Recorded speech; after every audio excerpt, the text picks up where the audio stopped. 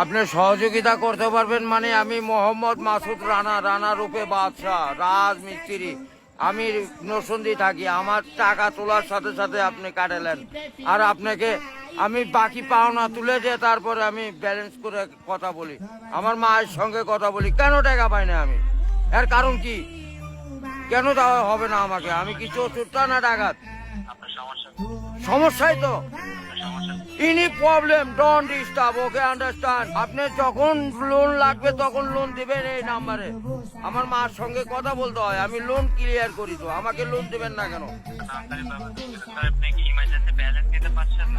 Last emergency মানে আমার মা আগে না আপনার অফিস আগে নিয়ে অফিস উড়াই দেবো কিন্তু মাথা গরম করলে। আমি দেশের নাগরিক না। যখন আমি ব্যালেন্স আপনার থেকে লোন চাবো, চাওয়া মাত্র এই নাম্বারে দিবেন।